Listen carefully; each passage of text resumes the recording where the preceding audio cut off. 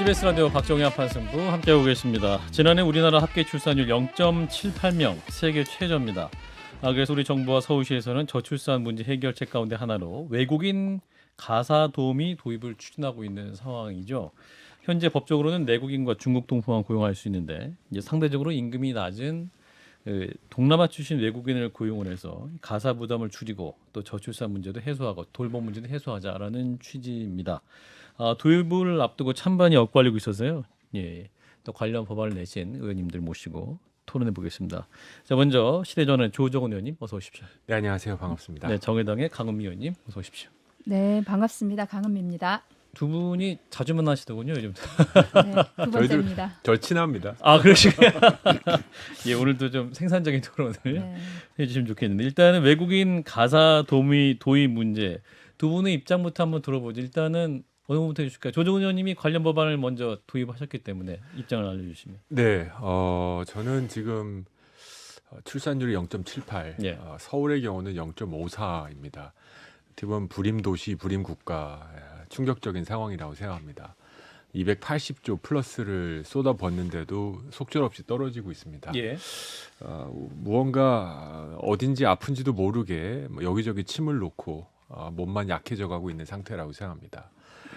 제 눈을 사로잡았던 것은 출산을 하지 않는 여러 가지 이유 중에 가사와 육아에 대한 부담, 특히 1년 평균 약 140만 명의 여성들이 경력 단절을 합니다. 왜 경력을 단절하냐 물어봤더니 압도적인 1위가 육아와 가사 부담입니다. 이거를 어떻게든지 해결하지 않으면 출산율은 올라가지 않는다라는 생각을 했고 예. 또 그와 한편 지금 여러 나라에서는 그 소위 외국인 가사 도우미 이 제도를 적극적으로 활용하는 나라들이 있고 예. 그 제도들을 우리나라에 한번 도입함으로써 가사 노동에 대한 부담을 좀 줄여서 여성들의 경력 단절을 막고 또 출산율에도 좀 도움을 주고자 법안을 발의했습니다. 예. 그러니까 적극적인 찬성 입장이시고요. 자, 네. 강은미 의원님 말씀 주실까요? 저는 한마디로 실효성 없는 정책이다. 실효성 이렇게 없다? 생각하는데요. 예. 그러니까 외국인 가사 노동자 인력 도입을 한 사례를 보면 예. 실제로 외국 사례에서도 저출생 대책으로는 효과가 없다라고 하는 게 이미 다 밝혀져 있고요. 그리고 이제 실제로 우리나라 저출생 그 여성 경력 잠들의 주요 원인은 아시겠지만 과도한 주거 비용과 사교육비 그리고 불안정 장시간 노동 그다음 일 가정 양립이 어려운 환경인데 예. 가령 이제 21년도에 서울시 청년 및 신혼 부부 가구의 주거 실태와 정책 방안을 연구한 보고서를 보니까 여기서도 공공주택을 입주한 후에는 그 여성들이 계획적으로 출산을 하려고 하는 정황이 있었고 실제로 입주한 여성이 미입주한 여성보다 둘째를 낳는 확률이 훨씬 높아졌어요. 이런 정황이 있고 다른 많은 연구에서도 주거나 이런 것들이 실제로 출산율하고 굉장히 큰 영향이 있다는 것이 드러나 있음에도 불구하고 예. 23년 본예산에서 공공주택 예산 전액 삭감했지 않습니까? 그다음에 실제로 장시간 노동 자체가 그 실제로 여성이 아이 출산하기 어려운 조건을 만드는 건데 예. 그런데 이제 69시간 노동을 추진한 등 해서 출생률을 높이는 데 핵심적인 문제에서는 후퇴하고 있으면서 아하. 마치 해외에서 이 유의미한 결과도 나타나지 않는 외국인 가사 노동자들을 들이면 출생률을 해결하는 것처럼 호도하고 있다 이렇게 생각합니다. 예. 그러니까 실질적인 실효적 효과는 없는데 추진하고 우선순위 문제에 있어서 이 외국인 가사 도우미 문제는 해결할 점이 아니다. 이런 취지의 말씀이신 거죠? 그리고 이제 많은 당사자 여성들이 이야기하는 것은 예. 실제로 본인들이 아이를 키우고 싶은데 그렇게 할 수 있는 조건을 만들어 달라는 거거든요. 가령 이제 출생한 사람 중에서 육아휴직을 쓰고 있는 사람들이 30%가 안 돼요. 예. 그러면 실제 육아휴직을 쓸 때 해외 사례도 그렇게 나타나는데 남성들이 육아휴직을 쓰면 사기업에서도 인사고과를 주게 해서 실제로 육아휴직을 쓰게 만드는 거죠. 예. 그런 것들 자체가 출생률을 높이는 것이지 예. 이렇게 다시 외국인 이제 가사 돌봄 도우미. 노동자를 외국에서 데려오는 방식으로를 해결하는 건 정말 부적절하다는 조정은 생각입니다. 의원님 반론해 주시면. 이게 무슨 어떤 광고에서 이게 말하기 어려운데 한 번만 해보면 정말 좋은데 뭐 이런 광고 있었잖아요. 예. 저는 해외에서 한 18년 정도 살았습니다. 예. 제가 아마 외국인 가사 도우미 그리고 주사일제 도움이 없었으면 저는 아이 둘을 지금 키우지 못할 거라고 저는 확신합니다. 주 5일에서 주 4일로 감으로써 이제 아이를 가질 수 있었고 첫 번째 아이를 낳는 그 과정 이후에 둘째를 낳는 용기를 낸 것도 외국인 가사 도우미의 도움이 있었기 때문입니다. 외국에 생활 많이 하셨기 때문에 그렇습니다. 예. 우리나라 현재 많은 청년들이 결혼하고 첫째 아이를 낳은 다음에 너무 이뻐서 둘째를 낳고 싶은데 엄두가 안 난다 이런 분들이 대부분입니다. 예. 엄두의 핵심은 아까 우리 강은희 의원 말씀하신 것처럼 주거비 일자리 맞습니다. 그럼에도 불구하고 그 엄두의 또 하나의 핵심은 아이 봐줄 사람에 대한 부담, 가사를 부담해야 되는 부담도 확실히 있습니다. 제가 말씀드린 건 아까 말씀드린 공공주택, 그다음에 육아휴직, 남성들의 육아휴직 이거 중단하자는 뜻이 전혀 아닙니다. 이런 건 추진해야 됩니다. 하지만 이걸로도 지금까지 했는데 안 되고 또 아주 현실적으로 5인 미만 직장에서 지금 한 직원이 육아휴직을 장기간으로 하면 이 직원과 이 회사가 지금 운영되지 않는 상태가 있다는 건 현실이거든요. 예. 그래서 앞으로 이런 분들 5인 미만 직장도 육아휴직 할 수 있는 상황을 만들어야 되겠지만 예. 그때까지 기다리다 보면 속절없이 지금 0.78, 0.54인데 더 떨어질 수도 있으니까 이런 정책들을 실험적으로 한번 해볼 필요는 있다. 라고 그 저는 지점에서 생각합니다. 저희가 궁금한 것은 싱가포르와 우리나라 출생률을 비교해 보면요. 싱가포르이 1977년에 한 명대로 떨어지면서 대충 지금 이 제도가 운영된 지 50년쯤 됐죠. 그렇게 돼서 지금 1.08명인가까지 아마 떨어져 있는 상태인 것 같은데 싱가포르 떨어지는 곡선하고 우리나라 떨어지는 곡선이 거의 똑같고 최근에 가서 우리나라가 0.8명에서 내려오긴 했는데 가사도우미 제도를 50년 동안 유지했던 싱가포르이 우리나라에 비해서 덜 떨어진다라는 과학적 근거는 제가 그래프상에서는 발견 못했거든요. 예, 저도 그 지점에 대해서 주목을 하고 있고요. 저는 1차적으로 이 제도의 효과는 경력 단절로부터의 위험 또는 경력 단절하시는 여성들을 줄일 수 있다고 생각합니다. 싱가포르에 제가 얼마 전에 방문해서 노동부 장관도 만나고 여성 단체도 만나고 했는데요. 예. 그쪽은 그 여성들이 출산을 하지 않는 이유에 경력 단절이 거의 없습니다. 또 다른 이유, 다른 많은 싱가포르 고유의 이유들이 있는데 제가 발견하지 못한 건 경력 단절의 이유가 없다는 겁니다. 우리나라는 경력 단절의 이유가 있습니다. 육아에 대한 부담, 경력 단절에 대한 위험. 예. 따라서 우리나라만 갖고 있는 이 경력 단절에 대한 위험 요소를 이 제도는 충분히 해결할 수 있다. 뭐 다는 아니지만 일부 해결할 수 있다고 생각합니다. 지금도 우리나라 가구 기준 한 1.7% 정도 가사 도우미를 쓰십니다. 이분들을 쓰는 가구는 경력 단절 거의 없습니다. 통계적으로. 근데 저 싱가포르의 경우는 한 10배인 17%, 한 20% 정도가 씁니다. 1인 가구, 뭐 여러 가지로 애가 안 낳는 가구 등을 빼면 거의 할 수 있고 필요한 가구들은 다 지금 가사 도우미를 쓴다는 현실이거든요. 예. 그래서 저는 이런 상황에서 가사 도우미 시장이란 걸 만들지 않아야 될 이유가 있을까? 외국인 가사도우미 시장을 만들자. 시장을 이걸 만든다고 강제하는 것도 아니고 뭐 배정하고 강제하자는 것도 아니고 쓰기 싫으신 분 안 쓰시면 됩니다. 아주 간단합니다. 하지만 한 100만 원, 120, 30만 원 정도면 내가 가사 도우미를 쓰고 가사 노동으로부터 벗어나고 경력을 이어가야 되는지 둘째를 낳고 첫째를 낳겠다라고 하시는 분들을 왜 막아야 되는가? 저는 그럴 필요가 없고 한 가지만 제가 좀 길게 말씀드리면 임금 문제가 곧 나올 텐데 예. 싱가포르 장관한테 제가 물어봤습니다. 100만 원 주면 싱가포르 지금 임금이 국민소득이 7만 불이고 물가 반영하면 1억입니다. 근데 70만 원으로 되냐? 그랬더니 송출국가 가이드라인을 따르고 있다. 우리는. 그러니까 싱가포르에서는 뭐 필리핀이라든지 다른 동남아 지역 그 여성들을 도우미를 받는 거죠, 그죠? 그렇습니다. 예. 그래서 소위 송출하는 국가, 필리핀, 미얀마, 스리랑카, 인도네시아 등에서 자국인을 가사 도우미를 쓸 때 이 정도를 줬으면 좋겠다라는 가이드라인들이 다 있습니다. 네. 이게 한 450불, 500불 내외입니다. 예. 나라마다 물론 다르지만요. 예. 그래서 싱가포르 정부는 이거에 대한 감독을 할 뿐이고 또 한 15년 정도 필리핀에서 싱가포르에서 일하시는 가사 도우미 분에게 한국에서 100만 원 정도 주면 오시겠냐. 뭐 오겠다고 하시면서 근데 인종차별이라 그러더라. 어떻게 생각하냐 그랬더니 가만히 있으면서 나는 15년 전으로 돌아가도 똑같은 일 하겠다. 나는 이 덕분에 부모님한테 용돈 보내드리고 예. 땅 사고 집 사고 지금 울타리 치고 있다. 그래서 집이 작다고 들었다. 예. 다 알고 계시더라고요. 한국에서 일어나는 일들을. 예. 집이 작다고 들었는데 그러면 기숙, 그러니까 출퇴근으로 해주면 난 더 좋다. 왜냐하면 이 숙식을 하는 거에 대한 부담이 있기 때문에. 네. 그래서 저는 이미 오겠다고 하는 분들이 계시고 국제적 가격이 이만큼 형성돼 있는데 왜 세계에서 유일하게 우리나라만 그 국제시장 가격에서 3배, 4배를 줘야 되는지. 그럼 저도 같은 지점에서 하나만 더 여쭤보면 네. 같은 지점에서 우리나라 요즘 김치찌개도 한 12,000원하고 좀 비싸지고 있어서 네, 맞아요. 식당의 노동자들 같은 경우도 100만 원에 다 데려가서 쓰자고 하면 동남아시아에서 많이 올 것 같은데 그런 식으로 모든 노동시장을 개방하면서 외국인들에게 차별적으로 임금을 주는 형태로 가면 아무래도 우리나라 사람들의 삶이 더 나아지지 않겠습니까?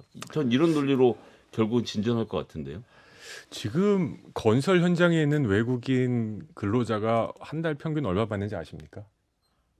지금 외국인 정책과 최저임금을 자꾸 적용하시는데요. 예. 최저임금 받는 외국인 거의 없습니다.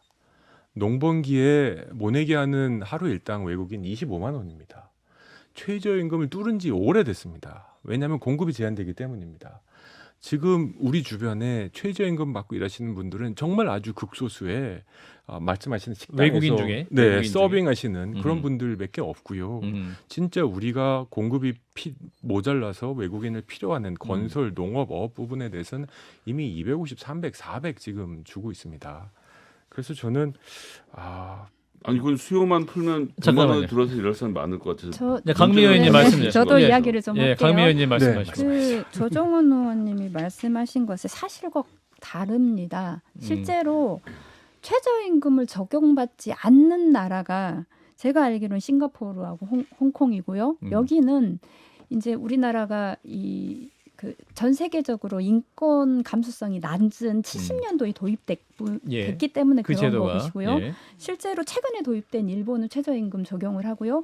대만도 일부 적용이 안 되는 데가 있지만 실질적으로 최저임금을 적용하라고 권장하고 있고 외국인에 대해서. 나머지 부분과 관련해서 실제로 적용이 되고 있고요. 예.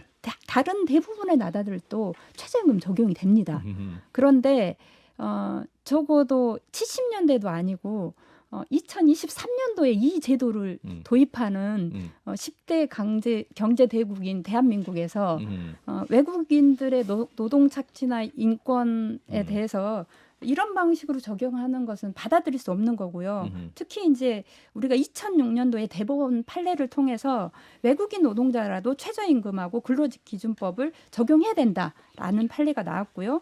그리고 근로기준법 6조에 균등처우 원칙에 대해서 표명이 돼 있고요. 그리고 우리나라 98년도에 비준한 ILO의 차별금지 협약에도 위반되는 겁니다. 예. 그렇게 적용하는 건 저는 정말 부적절하다고 생각하고요. 특히 이제 말씀하신 것처럼 소장님이? 지금 현재의 가사 노동자들도 최저임금의 적용이 이제 1년밖에 되지 않았지만 이미 이전에 예. 이미 최저임금 이상으로 지금 가격이 이제 형성돼 있어요. 가사 시장가가. 근로자법 가사 때문에 근로자법 시행이 시행되기 전에 예. 이미 그렇게 적용이 돼 있고 그래서 이제 약간 최저임금보다 높게 지금 시장 가격이 형성이 돼 있는데 예. 대부분은 입주 방식이 아니기 때문에 일주일 일을 단시간에 몰아서 일을 시키기 때문에 굉장히 노동 강도가 셉니다. 그런데 이제 그런 과정에서 이렇게 임금이 높게 책정돼 있는데 그런데 이렇게 임금을 낮은 방식으로 고용을 하게 된다고 하면 기존에 있는 노동자들에게 잠식도 심각할 것이고 특히 이제 우리나라가 이제 그 노후 대책이 적절히 없으면서 네. 50대 이상의 여성 노동자들에게 이것이 중요한 생계 수단으로 돼 있는데 가사도우미가. 그런 대책이 전혀 없이 이렇게 최저임금이 쑥 들어오는 건 정말 부적절하다. 그리고 결국은 지금 중소기업에서도 계속 그 외국인 노동자들에게 최저임금을 적용하지 않았으면 좋겠다는 이야기가 계속 있는데 아하. 실제로 최저임금을 유지하고 있거든요. 예. 그런데 결국은 슬그머니 이 가사 노동자들에 대한 최저임금 적용 제외가 들어오면 나머지에 다른 대한 산업까지 압력이 확대될 좀 수 있다. 높아지지 않겠냐라고 하는 우려가 있는 거죠. 예, 조정훈 의원님이 반론하시려고 반론을 준비하시기 아이고. 전에 우리 청취자 여러분들 굉장히 열심히 듣고 계시는데 찬성하시는 분은 나초우님은 조정훈 의원님 말이 현실적이다. 확실히 주거, 육아 휴직 손질은 당장 해결하기 힘들다라는 말씀. 또 김채구님은 조 의원님 말처럼 일단 여러 가지 방법을 시도부터 해보자라는 의견 주셨고, 반대하시는 크림님은 외국 사례 봐도 우리 강 의원님 말씀처럼 출생률과 가사도우미 상관관계 없어 보인다라는 의견. 박준영님은 그런데 가사노동자에게 줄 월급 100만 원도 우리나라에서 살 수가 있냐라는 말씀. 또 검은별님은 차등 임금을 지급하면 인종 계급이 생길 것 같다라는 의견 주시는데, 조 의원님이 반론을 좀 해주시면서 이어가겠습니다. 네, 한 두세 가지만 지금 잠깐만, 진 작가님 참고 계시다가 한 말씀 하죠. 그러면 조 의원님 할게요. 예, 진 작가님. 전반적으로 제가 느낌만 말씀을 드릴게요. 지금 경력 단절 이런 것들은 국가에서 해결할 문제인데 이렇게 그냥 니들이 알아서 해라 100만 원 주고 이런 느낌이 좀 들거든요. 그러니까 쉽게 말하면 그 다음에 이제 장시간 노동 이런 것도 기업에다 국가가 그 기업에다 한계 조건을 설정해줘야 될 문제잖아요. 예. 근데 그냥 알았어, 니들 열심히 그 기업 가서 일을 해. 그다음 가사 도우미 풀어줄 테니까. 쉽게 말하면 사회와 국가에서 해야 할 일들은 하지 않은 채 그런 식으로 땜빵하다. 상당히 신자유주의적인 자유주의적인 이런 신자유주의적인 이런 지금 느낌이 들어요. 말씀을 듣는데. 네, 조 의원님. 예. 약간 3대1 느낌인데요. 네, 지금 한 4대1로 제가 지금 얻어맞는 것 같은데. 저는 가만히 있습니다. 저까지 도와드려야 되나. 돌변을 해서. 예, 자, 조 두세 의원님 가지만 말씀. 지금 예. 말씀드리겠습니다. 일단 ILO를 말씀하셨는데 국제노동기구. 네. 국제노동기구에서 저도 국제기구에 있었습니다만 최저임금 제도에 대해서 명백하게 하고 있습니다. 최저임금 제도는 각 나라의 특성에 따라 다르게 적용할 수 있다. 특히 직업군에 대한 그리고 지역에 따라 다른 차별 최저임금을 적용할 수 있다. 강은미 의원님 잘 아시리라고 생각합니다. 저는 장기적으로 대한민국의 최저임금 제도를 지역은 아니더라도 직군별로 차등화하는 건 한번 검토해 볼 필요가 있다고 생각합니다. 두 번째, 만약에 똑같은 일을 하는 분들에게 우리나라 여건이 있기 때문에 더 드리고 외국 국적이기 때문에 덜 드린다면 차별이라고 할 수 있습니다. 하지만 지금 가사 사용인이라는 카테고리가 있습니다. 가사 근로자법에도 있고요. 근로기준법, 최저임금법 적용을 받지 않는 가사 사용인이라는 직군이 있습니다. 예. 그러니까 가사 노동을 하는 그러니까 하는 분 두 가지인데, 가사 노동자는 인력 송출 업체 직원 소속입니다. 이분들은 4대 보험 등 모든 적용을 받습니다만 사적 계약으로 맺는 분들은 가사 사용인으로서 최저임금 적용을 받지 않습니다. 내국인도 대한민국 국민도 지금 최저임금 적용을 받지 않습니다. 제가 발의한 법안은 가사 도우미, 외국에서 오신 가사 도우미 분들을 이런 사적 계약인인 가사 사용인으로 간주하자는 겁니다. 그것도 5년 동안만. 그러면 우리 내국인과 외국인 가사 사용인은 똑같이 최저임금을 적용받지 않습니다. 다시 말씀드립니다만 내국인, 외국인 똑같이 적용받지 않습니다. 마지막으로 인권을 말씀하시고 여러 가지 것들을 말씀하시는데 저는 이렇게 반문하고 싶습니다. 지금 우리나라에서 손길이 모자르는 거의 모든 영역에는 외국인의 도움을 받고 있습니다. 삼성, LG에서 고급 브레인 들어오는 건 말할 것도 없고 건설 시장, 농업 시장, 서비스업 다 들어옵니다. 왜 이 돌봄 시장만은 외국인이 들어오면 안 되는지 전 이해할 수 없습니다. 그러면 오히려 가사 노동으로부터 많이 부담을 덜고 경력을 이어가든지 출산을 하고자 하는 여성들에 대한 그 인권에 대한 침해 아닙니까? 그리고 저는 외국인 정책은 기본적으로 국익이 우선이라고 생각합니다. 아직도 전 세계 노동자에 단결하라, 전 세계 노동자의 같은 임금을 받자, 이런 주장을 하시는 게 아니라면 서비스업은 그 나라의 경제와 물가 수준에 따라 다르다라는 걸 인정한다면, 그리고 지금 해외에서 가사 도우미 시장에 이 정도 임금으로 일하려는 분들이 굉장히 많다는 걸 인정한다면 우리나라만 왜 이 시장을 개방하지 않아야 되는지 저는 아직도 동의하기가 어렵습니다. 한번 해보고 이 과정에서 저는 두 가지 질문은 합당하다 생각합니다. 하나는 이 물가로 살 수 있겠냐, 저축을 할 수 있겠냐라는 질문과 싱가포르처럼 재택을 할 수 있겠냐. 우리는 84제곱미터 방세계 도저히 이게 가게 나오지 않습니다. 그래서 할 수 없이 우리는 통근, 출퇴근 시스템을 해야 되고요. 이 과정에서 저는 싱가포르나 홍콩에서 일어나는 많은 인권 침해 사례들이 해결될 수 있다고 봅니다. 예. 왜냐하면 업무 끝나면 깔끔하게 이제 소위 직장으로부터 너무 멀어지는 거니까요. 이제 그건 어느 정도 해결이 될 거고요. 지금 그 한국노총에서도 제가 알기로는 외국인 근로자들에 대한 숙소를 지금 공급하고 있는데 같이 저랑 출장 갔던 국민의힘 김형동 의원에 의하면 싱가포르에서 제공하는 숙소보다 우리나라 숙소가 훨씬 좋다. 라고 말씀하셨고 이제 결국 이걸로 저축을 하겠냐는 건데요.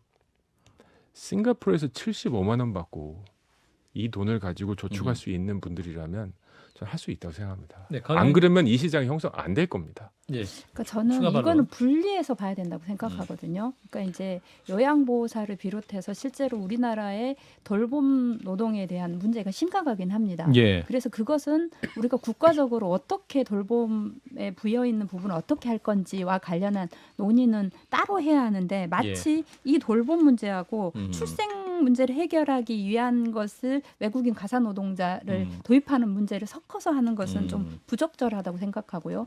또 아시겠지만 이제 정부에서 추진하고 있는 E9 비자 이것은 실제로 비전문 취업 비자. 네, 네. 그러니까 고용 허가제 방식이에요. 내가 누군가의 고용하기로 이미 정해져서 들어오고 예. 그래서 실제로 거기에서 여러 가지 학대나 실제로 인권 유린의 문제가 발생하더라도 그것을 제때 처리하지 못해서 늘 문제가 발생하는 상황인데 예. 더욱이 이제 이렇게 그 출퇴근하는 방식으로 고용이 되더라도 네. 가정 안에서 이루어지는 E9 비자로 들어올 때 실제로 그렇게 인권 유린이나 학대 문제라든가 이런 문제가 발생할 때 그럴 때 이것을 제대로 대처할 수 없는 문제가 있어요. 왜냐하면 이게 이제 그 고용을 못 하겠다고 해버리면 그러면 바로 2주 안에 이제 본국으로 돌아가야 되는 이런 상황 때문에 그런 학대에 대한 문제. 그다음에 또 한편으로는 이제 미등록 그 외국인이 다량 발생할 거다라고 생각을 하는 게 지금 현재 최저임금을 적용받는